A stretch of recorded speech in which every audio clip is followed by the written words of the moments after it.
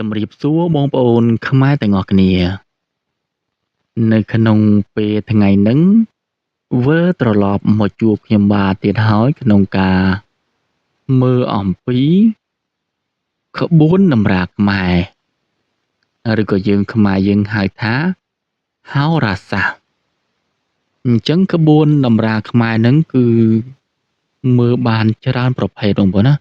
គឺមើលច្រើនណាស់សម្រាប់ក្បួនខ្មែរយើងនឹងមើលអំពីលក្ខណៈរូបរាងរបស់មនុស្សមើលអំពីខ្សែបាតដៃមើលអំពីលក្ខណៈប្រជ្រុយមើលអំពីខែឆ្នាំគូស្រករមើលអំពីជោគជតារាសីឬក៏មើលអំពីលក្ខណៈប្រជ្រុយអញ្ចឹងគឺក្បួនតម្រាខ្មែរយើងនឹងគឺគាត់ចងក្រងទុកឲ្យក្មេងៗចំនួនក្រោយនឹងបានមើលនិងបានអានយល់ព្រោះតែចាស់ពីដើមគាត់ប្រកែណាស់អំពីការមើលអំពីរូបរាងរបស់មនុស្សឲ្យយកមកចងក្រងទុកឲ្យយើងនឹងបានមើលនិងបានអានអំពីការមើលរូបរាងឬក៏មើលអ្វីៗផ្សេងអំពីនិស្ស័យរបស់មនុស្សយើងអញ្ចឹងក្បួនតម្រានឹងគឺសល់ពីបរមបុរាណខ្មែរយើងហើយគាត់បានទុកឲ្យក្មេងៗយើងបានមើលទាំងអស់គ្នាអញ្ចឹងនៅក្នុងវីដេអូរបស់ខ្ញុំនឹងគឺខ្ញុំនឹងមើលអំពីលក្ខណៈប្រជ្រុយរបស់បុរសអញ្ចឹងការមើលអំពីលក្ខណៈប្រជ្រុយហ្នឹងគឺអាចដឹងអ្វីណាអាចដឹងអំពីនិស្ស័យឬក៏អត្តចរិតរបស់មនុស្សប្រជ្រុយគឺជាសញ្ញាមួយដែលដៅនៅលើរាងកាយឬក៏ផ្ទៃមុខរបស់យើងគ្រប់គ្នាតែយើងគ្រប់គ្នាមិនបានដឹងថាតើប្រជ្រុយហ្នឹងគឺគេសង្កល់លើអ្វីប្រជ្រុយហ្នឹងគឺសង្កល់ថាមនុស្សម្នាក់ហ្នឹងនិស្ស័យទៅថ្ងៃមុខហ្នឹងនឹងជួបរឿងអ្វីខ្លះនឹងមានអត្តចរិតយ៉ាងម៉េចអញ្ចឹងប្រជ្រុយក៏ជាសញ្ញាមួយដែលអាចមើលអំពីនិស្ស័យរបស់មនុស្សបានដែរអ្នកខ្លះក៏មិនចាប់អារម្មណ៍ទេគាត់ឃើញថាប្រជ្រុយហ្នឹងគឺជាសាច់មួយពណ៌ខ្មៅដែលជាប់នឹងស្បែករបស់យើងតែការពិតនេះជាសញ្ញាមួយដែលបង្ហាញថាមនុស្សហ្នឹងទៅថ្ងៃមុខនឹងមាននិស្ស័យមានឬក៏ក្រនឹងមាននិស្ស័យល្អឬក៏និស្ស័យអាក្រក់អញ្ចឹងគឺប្រជុយហ្នឹងក៏ជួយយើងមួយចំណែកដែលបង្ហាញអំពីចរិតរបស់មនុស្សបានដែរអញ្ចឹងខ្ញុំមើលអំពីប្រជុយហ្នឹងគឺខ្ញុំមើលឆ្លាស់បងប្អូនណាគឺខ្ញុំមើលប្រជុយបរោះហើយខ្ញុំមើលស្ត្រីមើលបរោះខ្ញុំមើលឆ្លាស់ចុះឆ្លាស់ឡើងវីដេអូរបស់ខ្ញុំអញ្ចឹងមួយវីដេអូគឺខ្ញុំមើលបានតែមួយលក្ខណៈទេដោយសារបើយើងមើលទាំងអស់តែមួយវីដេអូគឺវាវែងពេកច្រើនណាស់អញ្ចឹងគឺនៅក្នុងថ្ងៃហ្នឹងខ្ញុំនឹងមើលអំពីលក្ខណៈបច្ចុយរបស់បុរស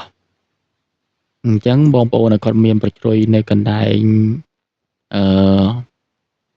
ខាងថ្ងាសនៅខាងស្ដាំអញ្ចឹងបងប្អូនត្រៀមស្ដាប់ខ្ញុំនឹងមើលរៀបរាប់ប្រាប់បងប្អូនទាំងអស់គ្នាដែលមានប្រជុយនៅកងថ្ងាសខាងស្ដាំអញ្ចឹងបងប្អូនដែលមានប្រជុយយកថ្ងាសត្រង់ថ្ងាសខាងស្ដាំនោះត្រៀមស្ដាប់ខ្ញុំនឹងមើលបង្ហាញប្រាប់បងប្អូនទាំងអស់គ្នាត្រៀមបងប្អូនបរោះដែលមានប្រជុយនៅត្រង់ហ្នឹងគឺត្រៀមស្ដាប់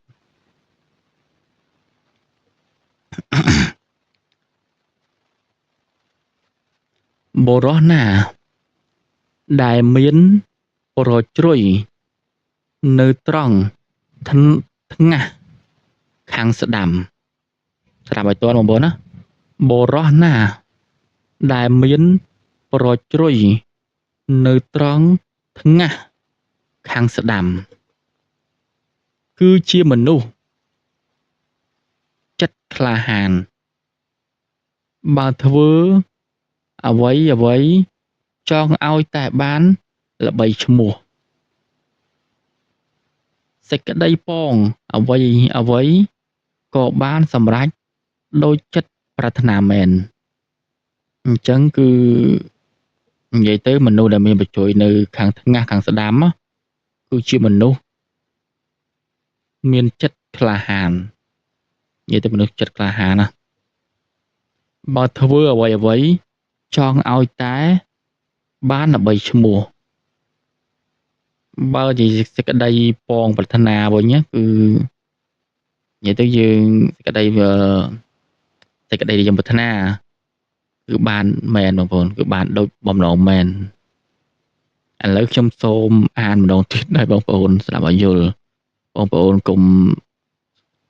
អភ័យទោសខ្ញុំសូមអានម្ដងទៀតព្រោះតែខ្លាចបងប្អូនស្ដាប់អត់សូវតន់អត់សូវយល់អត់សូវច្បាស់ណាអញ្ចឹងបងប្អូនត្រៀមស្ដាប់ខ្ញុំនឹងអានម្ដងទៀតបុរសណាដែលមានប្រជ្រុយនៅត្រង់ថ្ងាសខាងស្ដាំ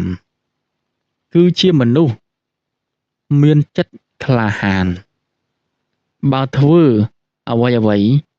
ចង់ឲ្យតែបានល្បីឈ្មោះសេចក្តីពងអ្វីក៏បានសម្រេចដោយចិត្តប្រាថ្នាមែនអញ្ចឹងមកស្ដាប់តណាខ្ញុំអាន2ដងហើយខ្ញុំបញ្យល់ឲ្យខ្លះអញ្ចឹងតណាបងប្អូនអញ្ចឹងមនុស្សដែលគាត់មានប្រជ័យនៅខាងថ្ងាសខាងស្ដាំនោះគឺជាមនុស្សដែលល្អបើយើងសរុបទៅគឺមនុស្សល្អអញ្ចឹងគឺប្រជ័យខ្លះក៏វាបង្ហាញធំប្រជ័យខ្លះក៏វាបង្ហាញស្ដើងដែលយើងមើលមិនសូវឃើញតែគ្រាន់តែថាប្រជ័យហ្នឹងគឺបើបង្ហាញកាន់តែធំមនុស្សហ្នឹងគឺកាន់តែថាបើតែជាមនុស្សល្អគឺល្អខ្លាំងបើប្រជ័យហ្នឹងដែលយើងបង្ហាញតិចគឺល្អមកល្មមតែមនុស្សហ្នឹងមិនសូវបង្ហាញឲ្យគេឃើញប្រហែលទេអាហ្នឹងគឺតាមលក្ខណៈប្រជ័យទាំងបងបើប្រជ័យនឹងបង្ហាញកាន់ខ្លាំងគឺអំពើល្អរបស់យើងក៏កាន់តែគឺខ្លាំងដូចគ្នាបើប្រជ័យខ្លះគេបង្ហាញអំពីសេចក្តីអាក្រក់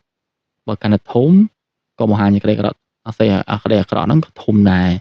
អញ្ចឹងវាដូចគ្នាបងប្អូនប្រជ័យនីមួយៗហ្នឹងគឺបង្ហាញអំពីចរិតមនុស្សល្អនិងមនុស្សអាក្រក់និស្ស័យល្អនិងនិស្ស័យមនុស្សអាក្រក់អញ្ចឹងគឺបង្ហាញដូចគ្នាអញ្ចឹងការមើលអំពីលក្ខណៈប្រជ័យរបស់បុរសនៅត្រង់ថ្ងាសខាងស្ដាំហ្នឹងគឺបានចោះបងប្អូនណាបានចោះតែប៉ុណ្្នឹងហើយអញ្ចឹងបើខ្ញុំមើលទៅវាមិនច្បាស់លាស់ឬក៏អានទៅវាអដែតដប់បងប្អូនសូមអភ័យទោសដោយសារតែខ្ញុំមើលទៅវាមិនទៅប៉ិនប្រសពប្រហែលទេហើយខ្ញុំមិនមែនមើលឲ្យស្ទាត់ហើយបានមកមើលទេបងប្អូនគឺខ្ញុំទំនេរទៅខ្ញុំក៏ឆ្លៀតមើលបើខ្ញុំមើលឲ្យស្ទាត់អាហ្នឹងគឺរូតែដល់ខ្ញុំមិនបានមើលឲ្យស្ទាត់ទេគឺខ្ញុំទំនេរពេលណាខ្ញុំមើលពេលហ្នឹងអញ្ចឹងវាមិនសូវដូចថាមិនសូវល្អប្រហែលណាបងប្អូនណាគ្រាន់តែយើងស្ដាប់បានតិចដែរអញ្ចឹងខ្ញុំក៏អត់មាននិយាយវែងឆ្ងាយតទៀតបងប្អូនណាខ្ញុំក៏សូមជម្រាបលាបងប្អូនទាំងអស់គ្នាឲ្យជួបតែសំណាងល្អគ្រប់គ្នា